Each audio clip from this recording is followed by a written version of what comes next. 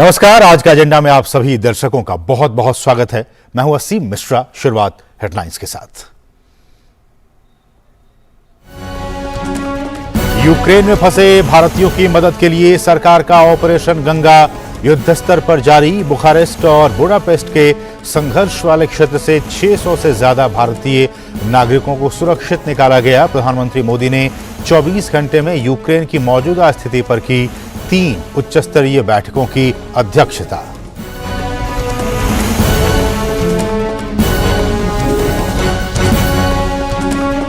UP में छठे चरण के लिए आज थमेगा चुनाव प्रचार। 7वें और अंतिम चरण के लिए भाजपा अध्यक्ष जेपी नड्डा महाराजगंज और कुशीनगर में करेंगे जनसभा। पार्टी के वरिष्ठ नेता राजनाथ सिंह का बलिया और संत कबीर नगर में जनसभाओं को संबोधित करने का कार्यक्रम। अन्य दल भी प्रचार में झोंक रहे हैं पूरी ताकत।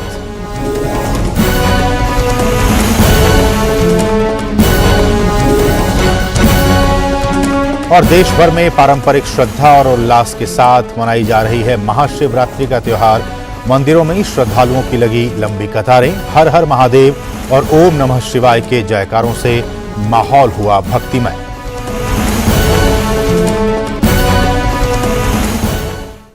सबसे पहले बात ऑपरेशन गंगा की। यूक्रेन में फंसे भारतीयों की मदद के लिए सरकार का ऑपरेशन गंगा युद्ध स्तर पर जारी है। बुखारेस्ट और बुडापेस्ट के संघर्ष वाले क्षेत्रों से 600 से ज्यादा भारतीय नागरिकों ने स्वदेश के लिए उड़ान भरी है। विदेश मंत्री डॉक्टर एस जयशंकर ने कहा है कि यूक्रेन से सभी भारतीयों की सुरक्षित वापसी के लिए सरकार का प्रयास जारी है। विदेश मंत्री डॉक्टर एस जयशंकर ने एक ट्वीट में कहा कि सभी भारतीयों की सुरक्षित वापसी होने तक हम शांति से नहीं बैठेंगे। आज सुबह 5 बजे करीब ऑपरेशन गंगा के तहत रोमानिया की राजधानी बुखारेस्ट से नई दिल्ली के लिए 9वीं फ्लाइट ने उड़ान भरी। विमान में 218 भारतीय सवार हैं। ऑपरेशन गंगा की 8वीं उड़ान आज 216 भारतीयों को लेकर बुडापेस्ट से नई दिल्ली के लिए रवाना हुई। उधर 182 भारतीय नागरिकों को लेकर ऑपरेशन गंगा की 7वीं उड़ान बुखारेस्ट से मुंबई पहुंच चुकी है। केंद्रीय मंत्री नारायण राणे ने छात्रों का हवाई अड्डे पर स्वागत किया। हमारे विद्यार्थी यूक्रेन में जो थे, भारतीय विद्यार्थी थे, उनको वापस लेने का काम या लाने का काम केंद्र सरकार ने माननीय पंतप्रधान नरेंद्र मोदी साहब के द्वारा आज हो रहा है। आज उसी तरह यूक्रेन से एक प्लेन 182 विद्यार्थी लेकर आज मुंबई में छत्रपति विमानतल के ऊपर पहुंचे हैं। मैं उनका सभी का स्वागत कर चुका हूं। मैं प्लेन में जाकर सभी का स्वागत कर चुका हूं। विद्यार्थी थोड़े डरे हुए हैं, मगर हमने तसल्ली दी कि अभी आप सुरक्षित इंडिया पहुंचे हैं। सबका मैं स्वागत किया हूं। और यूक्रेन में फंसे भारतीय छात्रों ने सरकार के प्रति आभार व्यक्त किया है। The good thing is that the visa process was easy. They let us in very easily.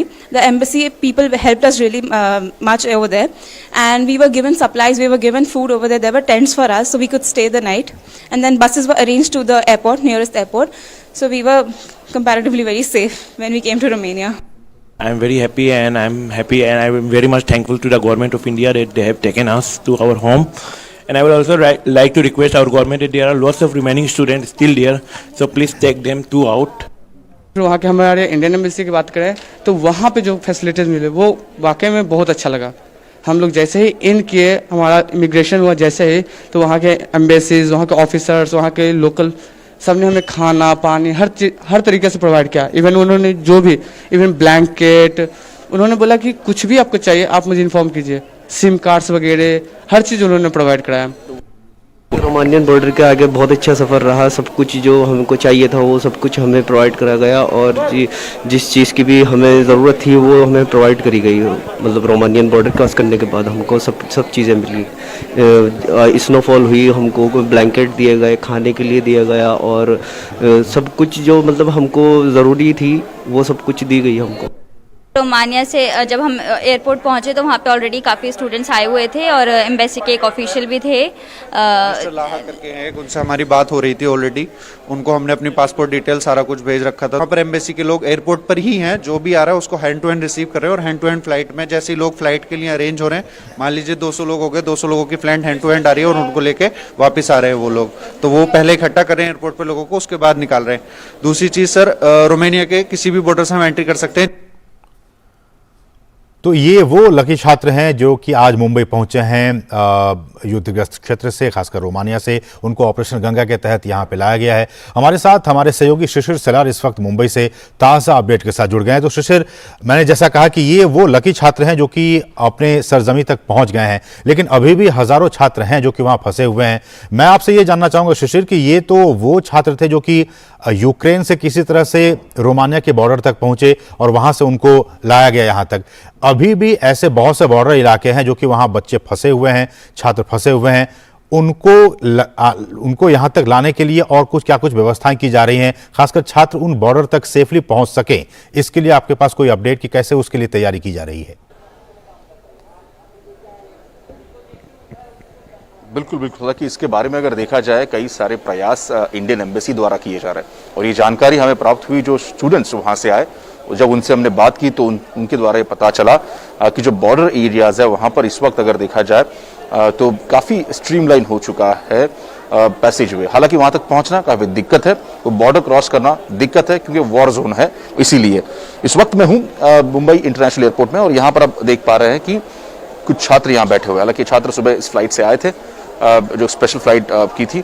यहाँ पर इन छात्रों को जो है ट्रांजिट में रखा गया है। हालांकि इसके बाद उनके जो आगे की यात्रा है वो शुरू करेंगे, क्योंकि ये फ्लाइट मुंबई में आई थी। कई सारे छात्र हम देख पा रहे हैं कि अलग अलग राज्यों से है। कर्नाटक की बात करें हम, असम की बात करें, दिल्ली की बात करें, पंजाब, चंडीगढ़, तो ऐसे अलग अलग राज्यों से ये छात्र इस वक्त यहाँ पर है और उनको यहाँ पर जो एयरपोर्ट अथॉरिटी द्वारा जो यहाँ पर अधिकारी है उनके द्वारा उनको मदद की जा रही है। उनकी हाथ में लिस्ट भी आप देख पाएंगे, क्योंकि उन छात्रों को जो है पूरी डिटेल्स लिस्ट हालांकि उनके पास है और इस लिस्ट के जरिए जहां पर वो छात्र जाना चाहते हैं वो ब्यौरा इनके पास है और वहां पर जो है उन फ्लाइट्स में इन छात्रों को बिठा के उनको अपने घर पहुंचाया जाएगा। दूसरी महत्वपूर्ण बात बताना चाहेंगे आसिम, यहाँ पर जो कि महाराष्ट्र में जो कि इस एयरपोर्ट पर की गई है, अलग अलग राज्यों के यहाँ पर जो है काउंटर्स बनाए गए हैं। अगर बात करें हम तो गुजरात की बात करें, कर्नाटक की बात करें, मध्य प्रदेश की बात करें, तो ऐसे अलग अलग स्टेट्स के काउंटर बनाए गए। जो छात्र यहाँ पर आ रहे हैं वो इन काउंटर्स में जाकर मदद मांग रहे हैं। हालांकि उनको पहुंचने के लिए जो ऑफिशियल्स है, स्टेट ऑफिशियल्स है, वो उनको यहाँ पर जो है मदद कर रहे हैं। तो ऐसे में चूंकि एक बार जो छात्र भारत की सरजमीं में पहुंचे हैं तो फिर उनको अपने गंतव्य स्थान तक पहुंचाने के लिए यहाँ पर जो है पूरी तैयारियां जो है प्रशासन द्वारा की गई, काफी मुस्तैद है। अपनी बात कही कि वहां पर जो छात्र है उनका इस वक्त किस प्रकार से उनकी स्थिति है। हमारे साथ एक छात्र है, हम उनसे बात करेंगे, वो हमें शायद इस पर ज्यादा जानकारी दे। सबसे पहले आपका नाम बताइए। मेरा नाम आकाश श्रीवास्तव है और मैं इवानो फ्रांकिव्स नेशनल मेडिकल यूनिवर्सिटी में पढ़ता हूँ, 3rd ईयर में। और मैं मतलब पहले बात तो बताइए कि वहाँ पे सिचुएशन इस वक्त क्या है, कैसे वहाँ से जो है रोमानिया आए? सिचुएशन तो सर वहाँ पे काफ़ी ज़्यादा ख़राब है और हमने वहाँ से खुद से मतलब मैं इवानो से अराउंड रोमानिया के बॉर्डर 250 या 200 किलोमीटर्स होगा। हमने खुद से अपने प्राइवेट बसेस जो सब कराए थे, हमने सारे फ्रेंड्स ने मिलके और हम खुद से वहाँ तक बॉर्डर तक आए खुद से ही।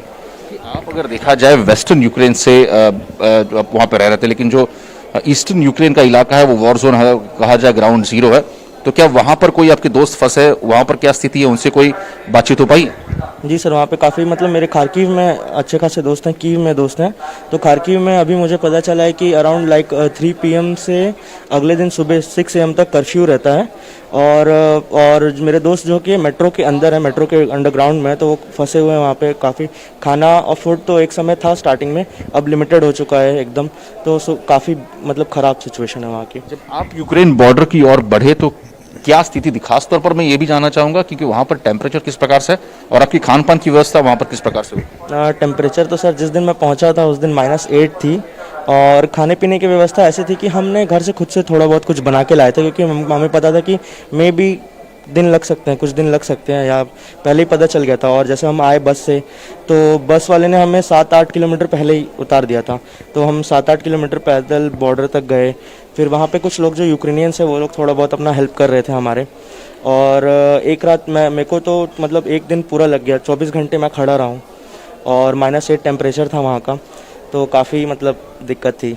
जब आपने यूक्रेन बॉर्डर जो क्रॉस किया, रोमानिया में आए, तो रोमानिया में किस प्रकार से जो है आपको सुविधा वहाँ पर सरकार द्वारा मिली? क्या वहाँ पर कैंप बिठाए गए? क्या सुविधा वहाँ पर की है सरकार द्वारा? पहले तो जैसे यूक्रेनियन बॉर्डर का देखा जाए तो हमें लगा कि इंडियन एम्बेसी यहाँ पे क्यों नहीं है, दुख हुआ काफ़ी। बट जैसे रोमानियन बॉर्डर में गए हम तो वहाँ पे इंडियन एम्बेसी के काफ़ी ऑफिशियल्स थे। हम पहले गए तो हमें मतलब खाना पीना ये सब चीज़ें मिली, और उसके बाद वहाँ से बस की सुविधा थी। हर दिन 3 बस 4 बस जा रही हैं, हर आधे घंटे पे 1-1 घंटे पे बसेस जा रही हैं। एयरपोर्ट पहले ले जाया जाता है, और फिर अगर फ़्लाइट्स कम है, जैसे अभी कल की फ़्लाइट थी, 4 फ्लाइट्स थी कल, 2 बॉम्बे और 2 दिल्ली के लिए। तो जिनका उसमें लिस्ट में नाम नहीं आ पाता क्योंकि काफ़ी सारे बच्चे हैं, 4-5 हज़ार बच्चे हैं, तो जिनका लिस्ट में नाम नहीं आ पाता उनको शेल्टर हाउस लेके जाया जाता है। तो it depends on their luck also. But जिस पैसेजवे से आपने यूक्रेन पार किया, क्या वो पैसेजवे सेफ है अभी भी? क्या वहाँ से बच्चे भी आ सकते हैं?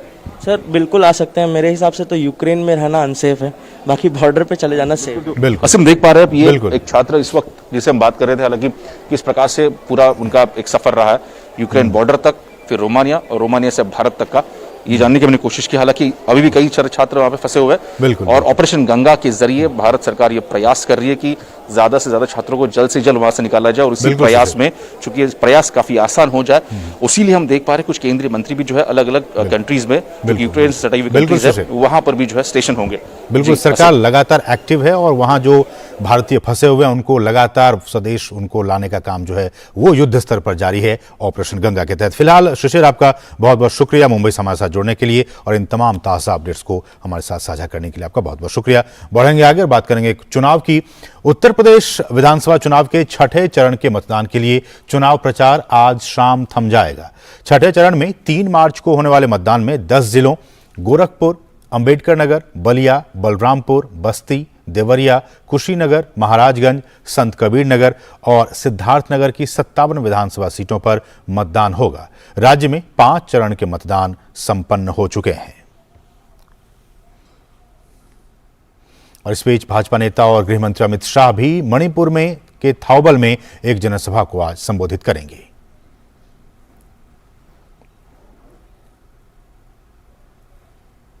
और वहीं भाजपा अध्यक्ष जेपी नड्डा आज उत्तर प्रदेश में महाराजगंज और कुशीनगर में जनसभाओं में शामिल होंगे।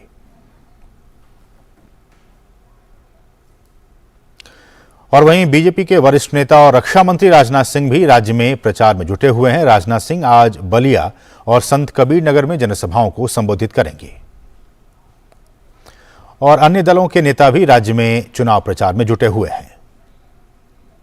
हमारे साथ हमारे सहयोगी शैलेंद्र मिश्र इस वक्त ताज़ा अपडेट के साथ गोरखपुर से, जहां की छठे चरण में चुनाव होने वाले हैं, वहां से जुड़े हुए हैं।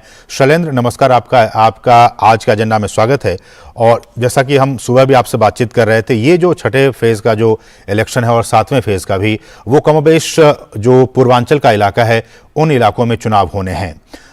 अगर 2017 की बात की जाए तो इनमें से 57 में से लगभग या 46 सीट जो है वो बीजेपी के पास थे। इस बार उन सीटों को बचाए रखना और उसमें और भी बढ़ोतरी करना, ये बीजेपी के सामने आपको लगता है कि आपके हिसाब से एक बहुत बड़ी चुनौती होगी? असीम, आपकी आवाज तो मुझे नहीं मिल पाई है, लेकिन हम जानते हैं कि छठे चरण में आज अंतिम दिन है चुनाव प्रचार का। तो ऐसे में हम देख रहे हैं कि सभी दल, बीजेपी हो या समाजवादी पार्टी हो, पूरा दमखम लगा रहे हैं। कल भी हमने देखा कि जनसभाएं हुई थी महाराजगंज और बलिया में प्रधानमंत्री नरेंद्र मोदी की। आज हम देख रहे हैं बीजेपी के राष्ट्रीय अध्यक्ष जेपी नड्डा, रक्षा मंत्री राजनाथ सिंह की तमाम जनसभाएं हैं, और बहुत महत्वपूर्ण सीटें हैं। और चुनाव के लिहाज से देखें तो सभी राजनीतिक दल के लिए महत्वपूर्ण है पूर्वांचल का यह इलाका।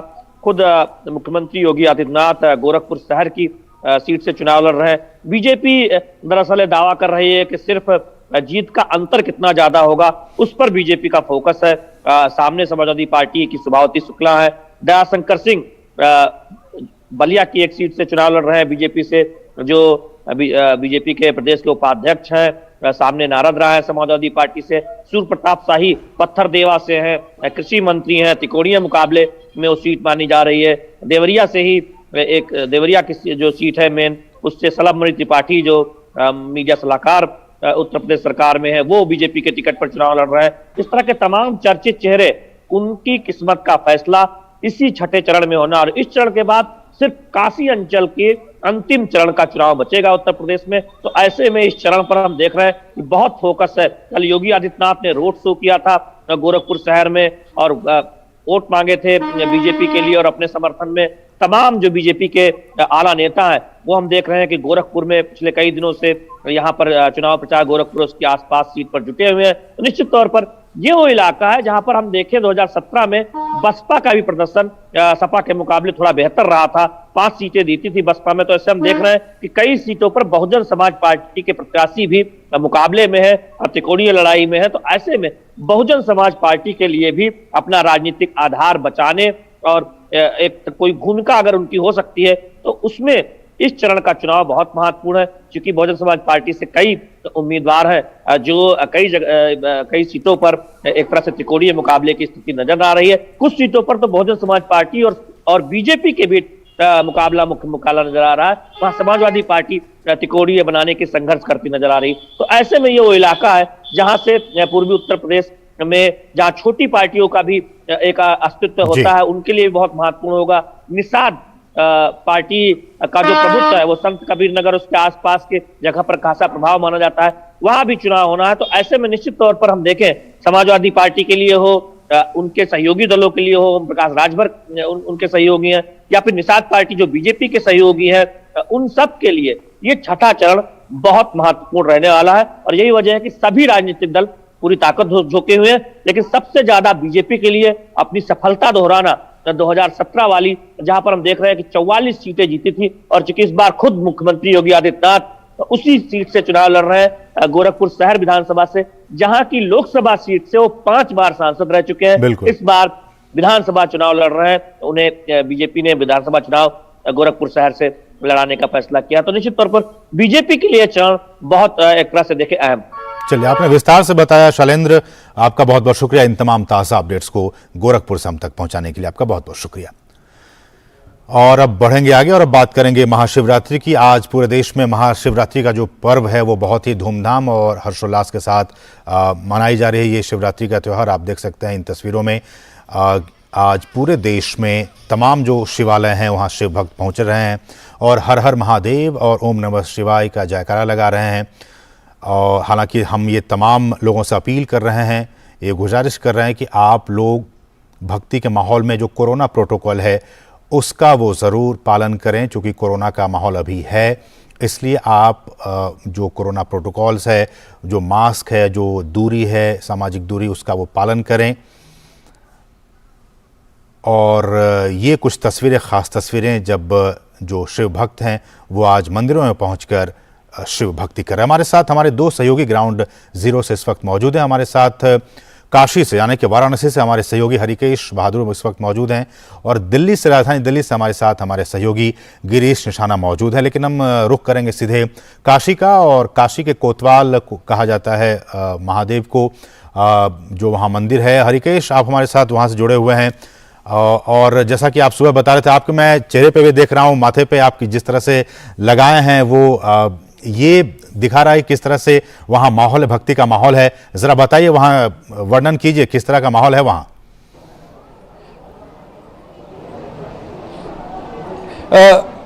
असीम, मैं पहले बताऊं कि जब सुबह आपसे बात हो रही थी तो मैं काशी हिंदू विश्वविद्यालय का जो विश्वनाथ मंदिर है वहाँ पर था, और वहाँ भी ये आप देख रहे होंगे कि ये पंडित जी लगा रहे हैं तिलक जो है, और लोग कतार में लगकर तिलक लगवा रहे हैं, जैसा कि मैंने भी लगवा रखा है।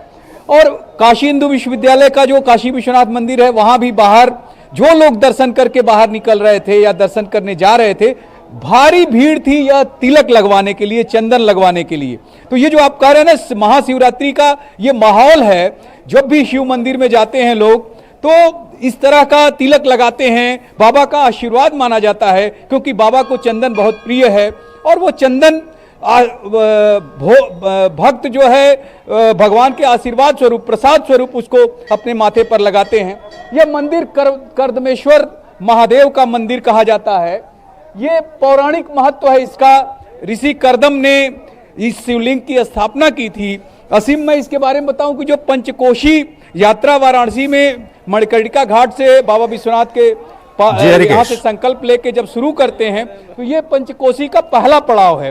और ऐसा बताया जाता है, पौराणिक जो कथाएं हैं उसमें बताया जाता है कि भगवान श्री राम जब लंका जीत कर लौटे थे तो यहाँ पर ऋषि कर्दम से उन्होंने आशीर्वाद प्राप्त किया था कि भगवान शिव की आराधना करें, जिससे जो उनका ब्रह्म हत्या का दोष है वो दूर हो सके। और कर्दम ऋषि ने भगवान शिव का तप करके यहाँ पे जो शिवलिंग है, ठीक है हरिकेश, मैं आपको रोकना चाहूंगा, समय की कमी है और हम अब यहाँ पे काशी हरिकेश मैं आपको रोकना चाहूंगा, अब मैं रुक करूंगा दिल्ली का। हमारे साथ हमारे सहयोगी गिरीश निशाना भी मौजूद हैं। हरिकेश, समय की कमी आप समझ सकते हैं। गिरीश, अब आप जरा बताइए, ये तो हरिकेश बता रहे थे वहां किस तरह का भक्तिमय माहौल है, आप राजधानी दिल्ली में मौजूद हैं, आप जरा वर्णन कीजिए वहां के माहौल का।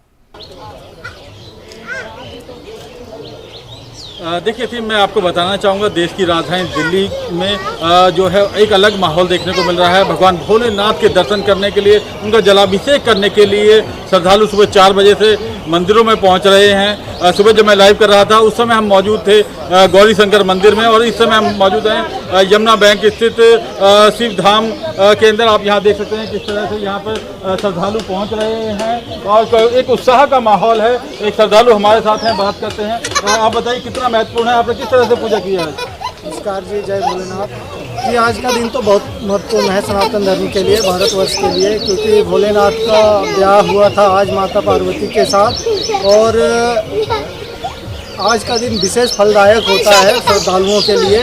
हाँ, और फिर हमने तो जो विधि विधान हमसे बन पड़ा उससे हम आपने किस तरह से पूजा की आज? हमने तो आज से सबसे पहले पंचतत्व से जलाभिषेक किया भोलेनाथ को, फिर फूल बेलपत्र का विशेष महत्व है, और भांग, ये सारे चीज़, धतूरा, ये सारी चीज़ से अर्पण करके हमने पूजा की। तो आपने देखा असीम किस तरह से यहाँ पर श्रद्धालु जो हैं वो पूजा अर्चना कर रहे हैं, भगवान भोलेनाथ को प्रसन्न करने के लिए पहुँच रहे हैं। हाथों में फल फूल बेलपत्र लेकर उन्होंने भगवान भोलेनाथ का अभिषेक किया है। और इसी तरह का माहौल पूरी दिल्ली के अंदर देखने को मिल रहा है, और लंबी लंबी कतारों में लगकर लोग शिवालयों में पहुँच रहे हैं, और बोल बम के नारों से जो शिवालय हैं वो गुंजायमान भी हैं। एक आखिरी सवाल गिरीश, वो ये कि हमने जैसा कि हरिकेश से भी अनुरोध किया था और तमाम भक्तों से कि आज चूंकि माहौल भी कोरोना का है तो कोरोना प्रोटोकॉल का वो ज़रूर पालन करें। ये प्रोटोकॉल का पालन करते हुए आप क्या देख पा रहे हैं लोगों को? जी बिल्कुल, जिस तरह से मैं सुबह गौरी शंकर मंदिर पर मौजूद था तो वहाँ इतनी लंबी लाइन लगी हुई थी, कतार इतनी लंबी थी, करीब जामा मस्जिद तक लाइन लगी हुई थी। लेकिन लोग जो हैं मास्क पहनकर मंदिरों के अंदर पहुँच रहे थे, भगवान भोलेनाथ का दर्शन करने जरूर पहुंचे हैं। लेकिन जो कोरोना के प्रोटोकॉल हैं उनका पूरी तरह से, नियमों का पूरी तरह से पालन करते हुए लोग नज़र आ रहे हैं। हालांकि इसी तरह का माहौल पूरी दिल्ली के अंदर देखने को मिला। लोग कहीं ना कहीं जो है मास्क पहनकर जरूर पहुंच रहे हैं मंदिरों के अंदर भगवान भोलेनाथ को प्रसन्न करने के लिए। और हर जो श्रद्धालु, जितने भी श्रद्धालुओं से मेरी बातचीत हुई, असीम सबका ये कहना है कि भगवान भोलेनाथ पूरे देश पर अपनी कृपा बनाए रखें और इसी तरह से कोरोना का भी जल्द से जल्द नष्ट भी हो। चलिए, बहुत बहुत शुक्रिया गिरीश आपका भी। और हरिकेश, आप जिस तरह से आपने चंदन लगाया, बहुत बड़े शिव भक्त आज आप लग रहे हैं। बहुत बहुत शुक्रिया आपके दोनों ही सहयोगियों का इन तमाम ताज़ा अपडेट्स को हम तक पहुंचाने के लिए। बहुत बहुत शुक्रिया। तो इसके साथ ही आज के एजेंडा के इस अंक में बस इतना ही। मुझे और हमारी पूरी टीम को दीजिए अनुमति। नमस्कार।